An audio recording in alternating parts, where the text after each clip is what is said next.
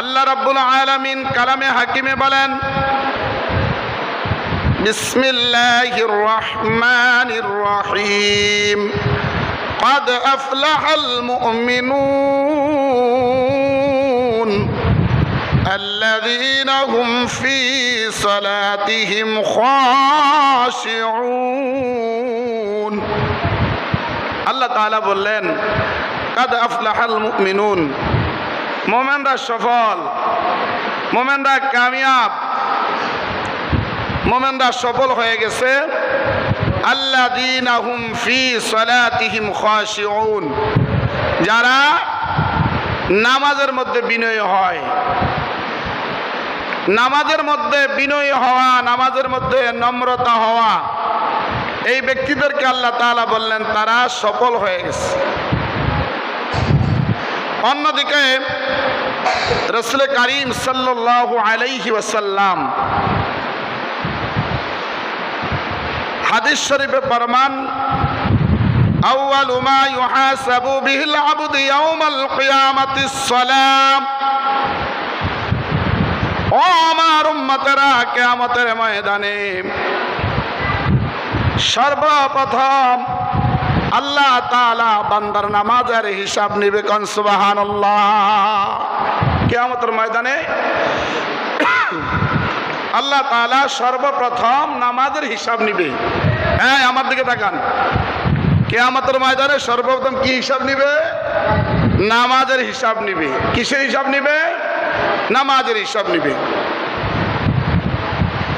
নামাজ এমন একটি ইবাদত, আল্লাহ রাসূল সাল্লাল্লাহু আলাইহি ওয়াসাল্লাম দুনিয়ার উম্মতদেরকে প্র্যাকটিক্যালি ভাবে শিক্ষা দিয়েছেন। ও আমার উম্মতেরা, ও আমার সাহাবীরা, তোমাদের বাড়ির সামনে যদি একটা প্রবাহিত নদী থাকে, তোমাদের বাড়ির সামনে যদি একটা প্রবাহিত নদী থাকে, আর প্রবাহিত নদীর মধ্যে একজন মানুষ যদি দৈনন্দিন 5 বেলা না গোসল করে, প্রবাহিত নদী তো বুঝেন, যেই পানি আস্তে আস্তে আবার চলে যাচ্ছে, এই প্রবাহিত নদীর মধ্যে, এই প্রবাহিত কূপের মধ্যে যদি আল্লাহর কোন গোলাম দৈনিক 5 বেলা নামাজ পড়ে, 5 বেলা গোসল করে, আল্লাহ রসুল বলেন 5 বেলা গোসল করনেওয়ালা ব্যক্তির শরীরে যেমন কোনো ময়লা থাকতে পারে না। আল্লাহ রসুল ঘোষণা দিলেন, ও আমার উম্মতেরা, তোমরা যখন দৈনন্দিন সকাল থেকে সন্ধ্যা পর্যন্ত 5 ওয়াক্ত নামাজ পড়বারে বান্দা, তোমার শরীর একজন ইমানদার 5 ওয়াক্ত নামাজ পড়ার উদাহরণ এইরকম, যে এইরকম ভাবে একটা মানুষ প্রবাহিত নদীর মধ্যে 5 বেলা গোসল করলে তার শরীরে কোনো ময়লা থাকতে পারে না। আল্লাহর পয়গম্বর ঘোষণা দিলেন, যেই ব্যক্তি 5 ওয়াক্ত নামাজ পড়বে, ওই নামাজি ইমানদারের শরীরের মধ্যে আর তার আমলনামার মধ্যে কোনো গুনাহ থাকতে পারে না। কোন সুবহানাল্লাহ। চমৎকার কথা। নামাজ, নামাজ 5 প্রকারের মুসল্লি আমাদের সমাজে আছে। 5 প্রকারের নামাজি আছে। কয় প্রকারের বলেন? 5 প্রকারের নামাজি আছে আমাদের সমাজে। 5 প্রকারের নামাজির মধ্যে 1 নাম্বার নামাজি আছে, ওই লোকটা মাঝে মাঝে নামাজ পড়ে, আবার মাঝে মধ্যে নামাজ ছেড়ে দেয়। আছে না নাই? এই উত্তর দেন, আছে না নাই? বন্ধুরা আমার, আল্লাহ রসুল বলেন 1 নাম্বার নামাজি হচ্ছে, 1 প্রকার নামাজি, 1 প্রকারের নামাজি তারা মাঝে মধ্যে নামাজ পড়ে, আবার মাঝে মধ্যে ছেড়ে দেয়। ফজর নামাজ পড়লে জোহর পড়ে না, অথবা জোহর পড়লে ঘুমের কারণে ফজর পড়ে না, রাতের বেলা এশার পড়ে না। আবার মাঝে মধ্যে এমনও নামাজি আছে সপ্তাহে শুক্রবার দিন নামাজ পড়ে। আছে না নাই? আবার এমন কিছু নামাজি আছে বছরে ঈদের দিন শুধু নামাজ পড়ে। আছে না নাই? এরকম নামাজি আছে। এই জন্য 1 প্রকারের নামাজি মাঝে মধ্যে নামাজ পড়ে, মাঝে মধ্যে নামাজ ছেড়ে দেয়। 1 প্রকারের নামাজি, ওই 1 প্রকারের নামাজি তিনি জোহর পড়লো, আসর পড়লো, মাগরিব পড়লো, এশার পড়লো না। এখন ওই নামাজি এক প্রকারের নামাজি, তিনি আপনার জোহর আসর মাগরিব পড়লো, এশার না পড়ার কারণে আল্লাহর একটা ফরজ হুকুম ছেড়ে দিয়েছে। আর এই ছেড়ে দেওয়ার কারণে, এক ওয়াক্ত নামাজ ছেড়ে দেওয়ার কারণে ওই নামাজের অপরাধে ওই লোকটাকে জাহান্নাম থেকে বাঁচতে পারবে না। ওই লোকটা জাহান্নাম থেকে কি করতে পারবে না? বাঁচতে পারবে না। কেন? এই লোকটা এক প্রকারের নামাজি, তিনি মাঝে মধ্যে নামাজ পড়ে। আমাদের সমাজে আছে না? এই কথা বলেন, আছে না? আপনার কিছু নামাজি আছে, আপনার মাগরিবের নামাজটা কোনো রকমে পড়ে, এশারটা পড়ে না, আবার আসরটা পড়ে, জোহরের নামাজ পড়ে না। কারণ অজুহাত দেখায় আমার কাজ আছে, অজুহাত দেখায় আমার অফিস আছে, অজুহাত দেখায় আমার খেতি খামার আছে, অজুহাত দেখায় বাড়ি ঘরের কাজকর্ম আছে, গরু ছাগল বেড়া মহিষ আছে। যেই কোনো অজুহাত দেখাইয়া যদি লোকটা আপনার মাঝে মধ্যে নামাজ পড়ে, আবার মাঝে মধ্যে সারে, মাঝে মধ্যে পড়ে, মাঝে মধ্যে সারে, অসুবিধা। এই লোকটা মনে করতেছে আমি নামাজি, কিন্তু এই এক প্রকারের নামাজি হলো এই লোকটা আপনার যেই নামাজটা পড়ছে ওই নামাজের কারণে তিনি গুনাহ থেকে বেঁচে গেছে। আর যেই নামাজটা ছেড়ে দিল, ছেড়ে দেওয়ার কারণে এই লোকটা ওই নামাজ যেই ওয়াক্ত ছেড়ে দিছে ওই ওয়াক্তের নামাজের ফরজ হুকুম তরক করার কারণে এই লোকটা জাহান্নামে যাবে। জাহান্নাম থেকে তার বাঁচাতে পারবে না। কেন? তিনি ফরজ হুকুম ছেড়ে দিছে। 2 নম্বর, 2 প্রকারের দ্বিতীয় প্রকারের নামাজি আছে আমাদের সমাজে। 5 ওয়াক্ত নামাজ ঠিক মতনে পড়ে, কিন্তু নামাজের মধ্যে খুশু খুজু নাই, নামাজের মধ্যে একাগ্রতা নাই, নামাজের মধ্যে বিনয়ী নাই। আছে না নাই? 5 ওয়াক্ত নামাজ পড়ে, শুধু বেখেয়াল, অবহেলা নামাজের মধ্যে আসে। মসজিদে আজান হইলে কোনো রকমে মসজিদে হাজির হয়, আল্লাহু আকবার কইয়া তাকবীরে উলা কখন চলে যায়, ফ্যানের সুইচ লাগাইতে গিয়া তাকবীরে উলা চলে যায়, নাওয়াইতু আন উসাল্লি আল্লাহ পড়তে পড়তে ইমাম সাহেব কেরাত ফয়রা রুকুতে চলে যায়, 4 রাকাত পড়তে পারলে আর সুন্নত কয়েক রাকাত টুকটাক করে সিজদা দিয়ে বাড়িতে চলে যায়।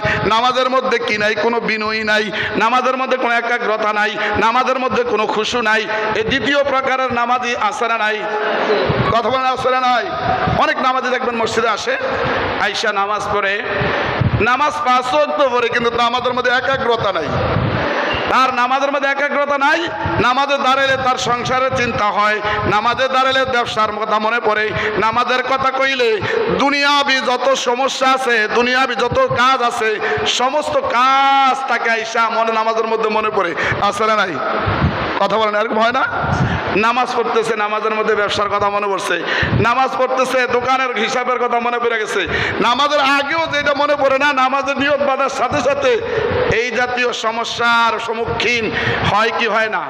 এই দ্বিতীয় প্রকারের নামাজি, তারা নামাজ পড়ে ঠিক আছে, কিন্তু নামাজের মধ্যে একাগ্রতা নাই, নামাজের মধ্যে খেয়াল আপনার তার চলে যায়, নামাজের মধ্যে দোকানের দিকে হিসাব, ওই যে রাস্তায় কোথায় কি করছে, টিভিতে কিতা দেখে আসছে, কোন জায়গায় মাইরা গেছে, কারেকে মাইরা লাইছে, এই কথাগুলি মনে পড়ার পরেও এই লোকটা তার মনটা নামাজ থেকে বের হয়ে যায়। ওই বের হয়ে যাওয়া মনটাকে তাই না নামাজের ভিতরে আনার চেষ্টাও করে না। কি করে না? চেষ্টাও করে না। দ্বিতীয় প্রকারের নামাজিরা, তার নামাজ 5 ওয়াক্ত পড়ে, কিন্তু এই লোকটা 5 ওয়াক্ত নামাজ পড়ার পরেও তার নামাজের মধ্যে খুশু নাই, খেয়াল তার অন্যদিকে চলে যাওয়ার পরে লোকটা এই খেয়ালটাকে নামাজের দিকে টাইনা আনে না। এই নামাজও তাকে জাহান্নাম থেকে বাঁচাইতে পারিবে না। দ্বিতীয় প্রকারের নামাজি। এবার আসেন, তৃতীয় প্রকারের নামাজি হলো নামাজের মধ্যে দাঁড়ায়, নামাজের দাঁড়ানোর আগে কোন রকমের কথা মনে পড়ে না, আল্লাহু আকবার কইয়া নামাজে দাঁড়াইছে, দাঁড়ানোর পরে এবার তার ব্যবসার কথা মনে পড়ে গেছে, এবার তার সন্তানের কথা মনে পড়ে গেছে, এবার তার দুনিয়াবি বিভিন্ন রাজনৈতিক কথাবার্তা তার মনে পড়ে গেছে। এরকম হয় কি হয় না? এই কথা বলেন, আপনাদের হয় কি হয় না? এটা আমার বেলা অনেক সময় হয়। আমরা তো মানুষ, হয়। কিন্তু এখন এই তৃতীয় প্রকারের নামাজি, তার মধ্যে এই নামাজের থেকে ধরে একাগ্রতা যখন ছুটে যায়, এই লোকটা তখন ওই একাগ্রতা ছুটে গেলে এটাকে টাইনা আবার নামাজের দিকে নিয়ে আসে। এটা একটু চেষ্টা করে, কি করে? চেষ্টা করে। তৃতীয় প্রকারের নামাজিটা এমন, সে যখন তার নামাজের মধ্যে একাগ্রতা ছুটে যায়, তার দুনিয়াবি চিন্তা যখন তার নামাজের মধ্যে চলে আসে, এমতো অবস্থায় তিনি কি করেন, ওই নামাজ ছুটে যাওয়া বা খেয়াল চলে যাওয়া, এই খেয়ালটাকে বারবার না এটার কি করে টানাটানি করে এটা তার নিজের দিকে নিয়ে আসে। এই নিজের দিকে এই নিয়ে আসতে কেন, নামাজে দাঁড়াইলে নামাজের মধ্যে ওয়াসওয়াসা করে কে বলেন তো? কথা কয় না, কে করে? শয়তান। কথা বলেন না, কে? শয়তান। শয়তানের স্পেশাল টিম আইসা, স্পেশাল টিম, সাধারণ না কিন্তু, শয়তানের স্পেশাল টিম আইসা আপনার অন্তরে হামলা চালান শুরু করে দেয়। কি করে? অন্তরের মধ্যে হামলা চালায়। নামাজের আল্লাহু আকবার, নামাজে দাঁড়িয়ে গেছে, বাড়ি থেকে আসছে, আসার পরে আপনার দরজাটা দিয়ে আইবার সময় তালাটা লাগাইছে, ঠিক শয়তানে আইসা খেসকিছে লাগাইছে, কয় তালাটা তো দিসলাম নি, আসলে না। আসার পথে বাড়ি থেকে তো কারোর কই আইতাম মনে নাই, আসার পথে দোকানে দেখে আইছি তারা 3-4 জন বই আমার বিরুদ্ধে কথা কইতেছে, এরকম ধরনের চিন্তা ভাবনা আসে। আবার দোকানের হিসাব নিকাশ সারাদিন করছে, করার পরে এই লাইটটা নিবান আপনার দোকানের হিসাবটা মনে পড়ে, ব্যবসার হিসাবটা মনে পড়ে, বাড়িঘরের বিভিন্ন কথাবার্তা এই ইবলিশ শয়তান আপনার দিলের মধ্যে এসে হামলা চালায়, স্মরণ করে এ করে। আর এই অবস্থায় তৃতীয় প্রকার নামাজি তখনই সফল হয়, তখন কি করে, বারবার যখন নামাজ থেকে তার একাগ্রতা ছুটে যায়, এই একাগ্রতাকে টাইনা বারবার নিজের দিকে নিয়ে আসে। একবার শয়তান নিয়ে যায়, আবার টাইনা নিয়ে আসে, আবার শয়তান নিয়ে যায়, আবার একাগ্রতা নিজের দিকে নিয়ে আসে। আল্লাহর পয়গম্বর বলেন, এই বারবার টানাটানি কইরা তার এই একাগ্রতাকে নামাজের দিকে ফিরানোর কারণে আল্লাহ তাআলা তাকে মাফ করে দিয়ে তার নামাজটাকে কবুল করে। কান সুবহানাল্লাহ। আমরা তো মানুষ, নামাজে দাঁড়ালে বিভিন্ন কথাবার্তা মনে পড়তেই পারে। কি বলেন, পড়তে পারে না? পড়তে পারে। এই অবস্থায় বারবার কি করবে, নিয়ে গেলে একাগ্রতা ছুটে গেলে এটাকে বারবার নিজের দিকে নিয়ে আসতে হবে, নিজের দিকে নিয়ে আসতে হবে। আল্লাহ রসুল সাল্লাল্লাহু আলাইহি ওয়াসাল্লাম বলেন, ওই 3 প্রকারের তৃতীয় প্রকারের নামাজি তিনি সফল, তৃতীয় প্রকারের নামাজি তিনি সফল। হযরতে ইমাম গাজ্জালী রাহমাতুল্লাহ আলাইহি বলেন, হযরতে ইমাম গাজ্জালী বলেন, আপনার এই গোটা জগৎটা হচ্ছে আল্লাহ তাআলার একটা বাড়ি। কন্যা সুবহানাল্লাহ। এই গোটা পৃথিবীটা, গোটা জগৎটা হচ্ছে আল্লাহর বাড়ি। কার বাড়ি? আওয়াজ না, কার বাড়ি? এই গোটা জগৎটা কার বাড়ি? আল্লাহর বাড়ি। আর আল্লাহর বাড়িতে আল্লাহর গোলামেরা মেহমান হইয়া নামাজের মধ্যে দাঁড়ায়। কান সুবহানাল্লাহ। আল্লাহর বাড়ি। ইমাম গাজ্জালী উদাহরণ দিয়ে বললেন, এই গোটা পৃথিবীটা হচ্ছে, গোটা জগৎটা হচ্ছে আল্লাহ তাআলার বাড়ি। আর আল্লাহর বাড়িতে আপনার কি করে, আল্লাহর মেহমান হইয়া আপনারা নামাজে দাঁড়ান।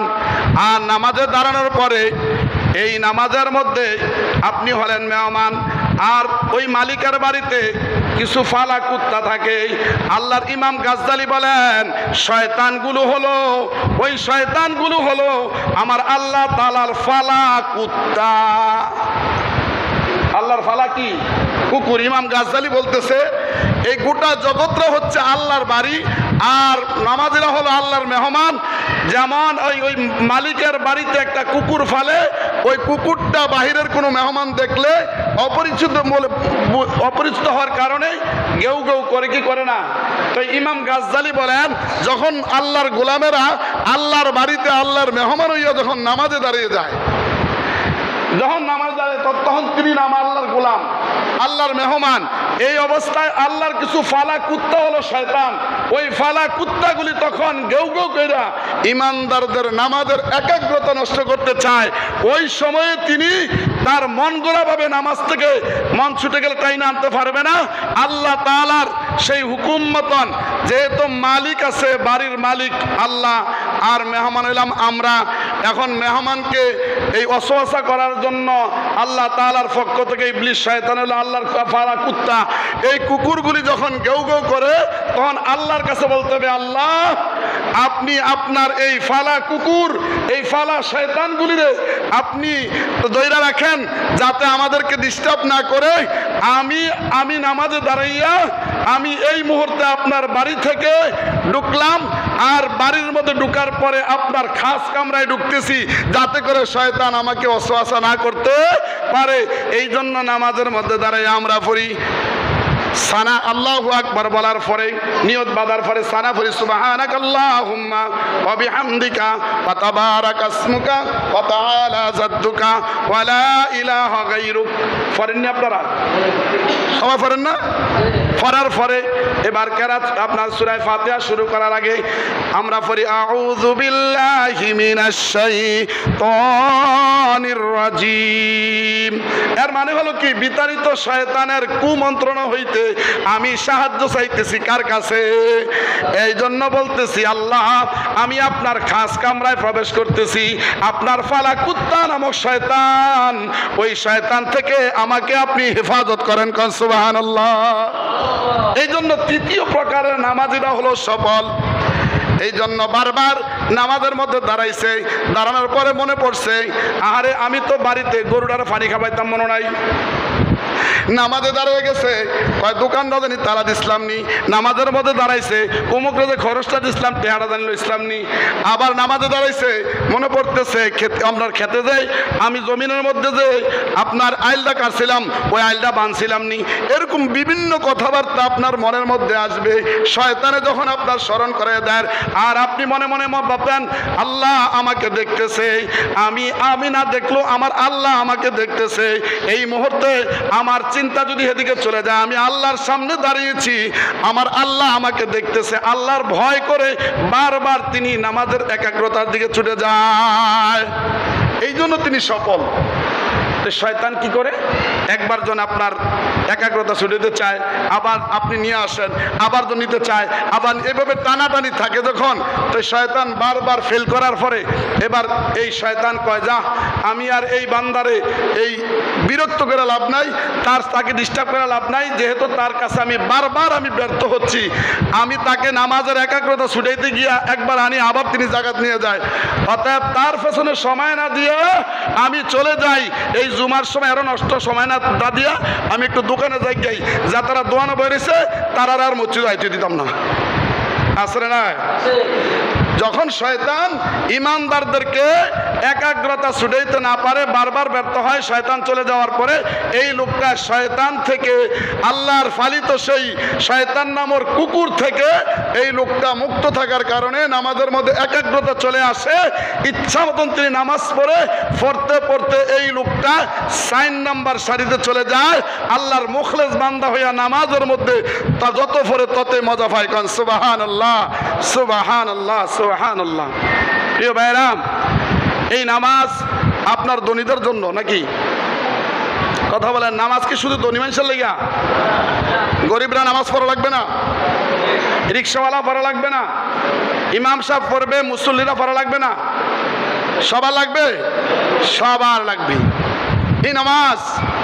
এই নামাজের ব্যাপারে আল্লাহ রসুল সাল্লাল্লাহু আলাইহি ওয়াসাল্লামের একজন গরিব সাহাবী,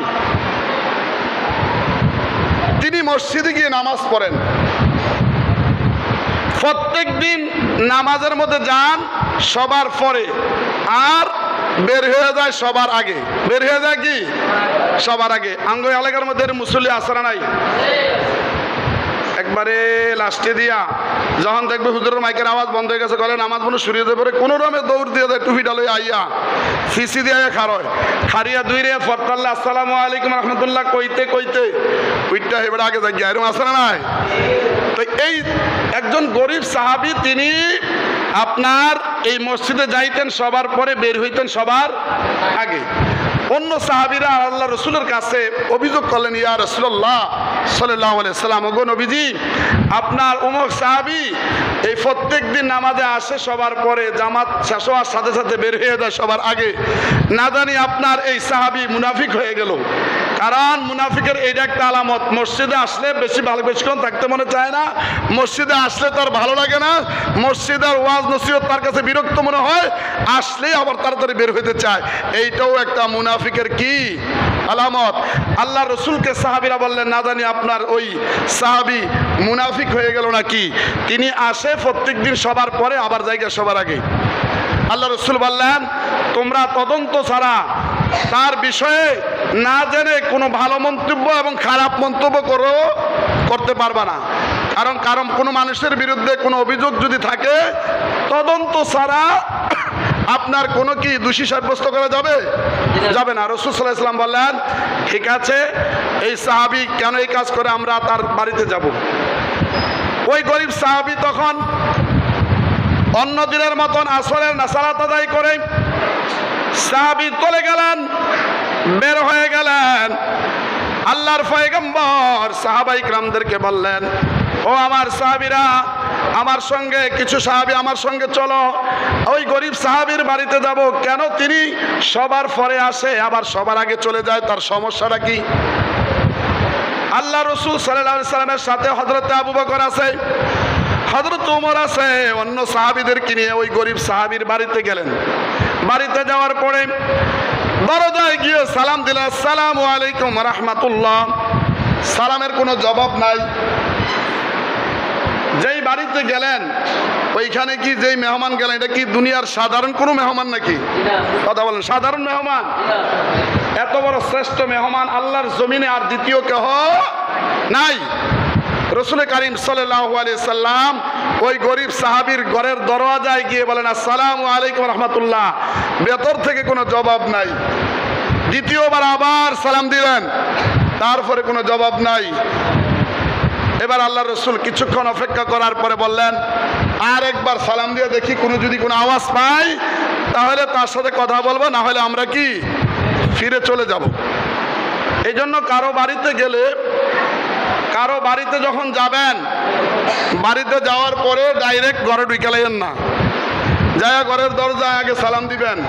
এটা রাসূল কারীম সাল্লাল্লাহু আলাইহি সাল্লামের একটা গুরুত্বপূর্ণ সুন্নাত। কারণ সুবহানাল্লাহ, আপনি যখন ঘরে প্রবেশ করবেন, ঘরের দরজায় গিয়ে সালাম দিবেন, একবার, দুইবার, তিনবার। সালামের জবাব না পাইলে অনুমতি ছাড়া ঘরে প্রবেশ করা নিষেধ।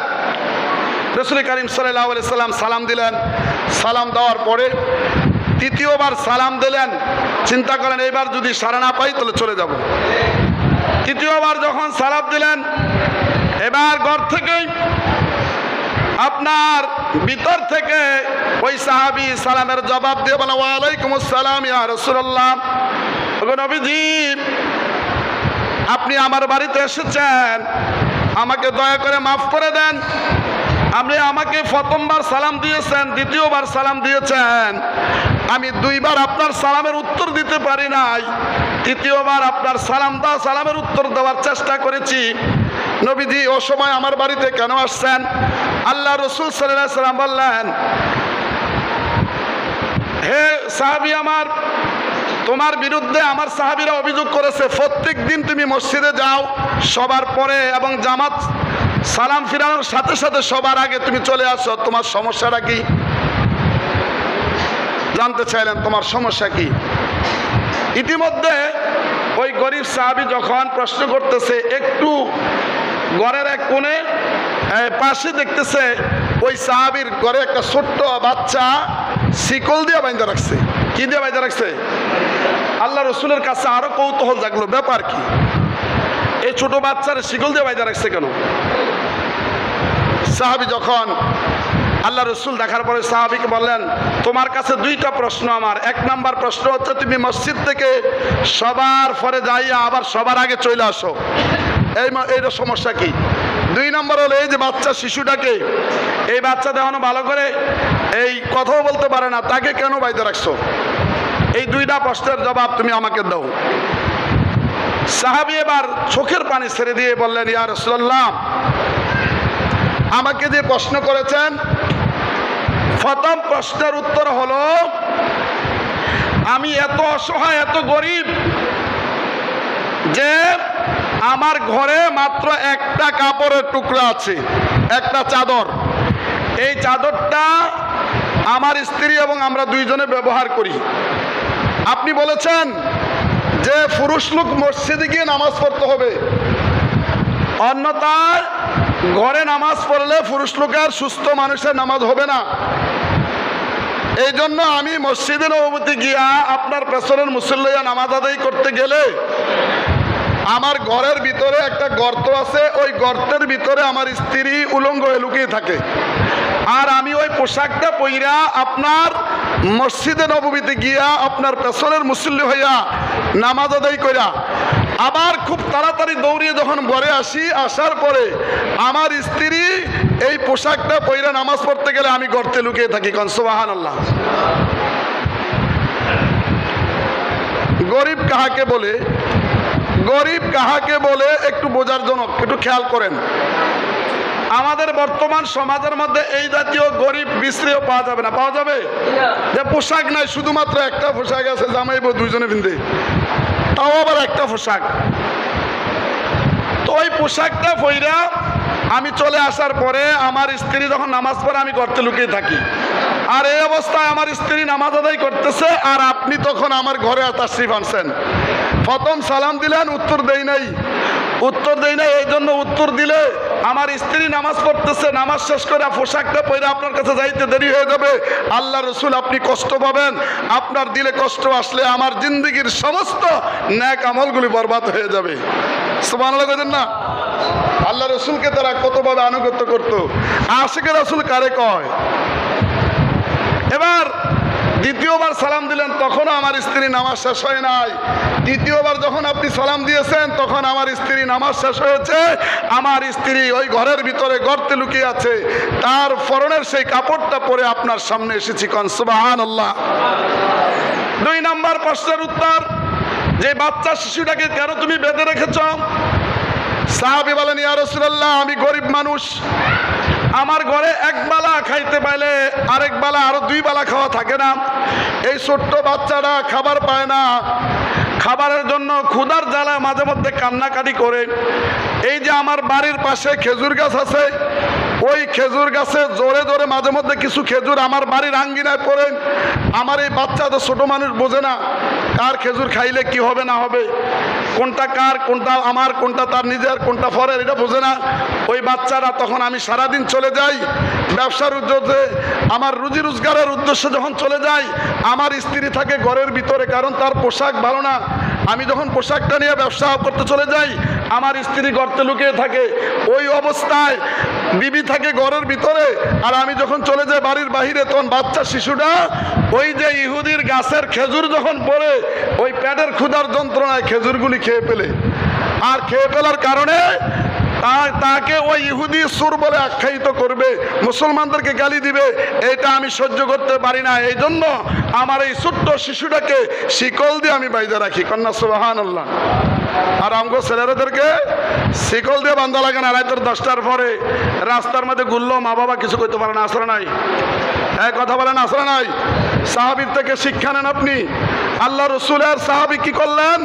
ওই অন্যের গাছের খেজুর টুকাইয়া খাইয়া ফেলবে, এই জন্য ইহুদি তাকে সুরের অপবাদ দিবে বলে মুসলমানদের কলঙ্ক হবে, মুসলমানদেরকে গালি দিবে। এই জন্য নিজের ছেলেকে, ছোট্ট শিশুকে শিকল দিয়ে বাইধা রাখে। আর আমার আপনার ছেলেদেরকে রাতের 10টার পরে ঘরে আনতে পারি না। কখনো যদি বিপদে পড়ে যায়, তখন আমরা আফসোস করি। সাহাবীদের থেকে শিক্ষা নেওয়া দরকার। কেননা আমরা যদি ওইভাবে শিক্ষা দিতে পারি, তাহলে আমাদের সন্তানগুলির ব্যাপারে আমাদেরকে আল্লাহ তাআলা জিজ্ঞাসা করবে কি করবে না? কথা বলেন, করবে কি করবে না? এই জন্য ভাই, আপনি আল্লাহকে ভয় করতে হবে। নামাজের মধ্যে দাঁড়াইয়া কাকে ভয় করবেন? একটু আগে বলছি 4 নম্বর তৃতীয় প্রকারের মুসল্লি তারা, যারা নামাজের মধ্যে দাঁড়াইয়া ব্যবসার কথা মনে পড়লো মনটারে ঘুরিয়ে দেয় আল্লাহর ভয়ে। কার ভয়ে? আর আমি তো নামাজ পড়তেছি, আমার মন কোন দিকে যাইতেছে, আবার চলে যায় রাস্তার দিকে, আবার চলে যায় আম্বিয়ার মার ঝগড়ার দিকে, আবার চলে যায় টিভির মধ্যে কি দেখছিল, আবার দেখছে চান্দিনাতে কুম্বালা আন্দোলন হয়েছিল, মারামারি হয়েছিল। এটি হঠাৎ করে নামাজে মনে পড়লে মনটারে ঘুরায় কার ভয়ে?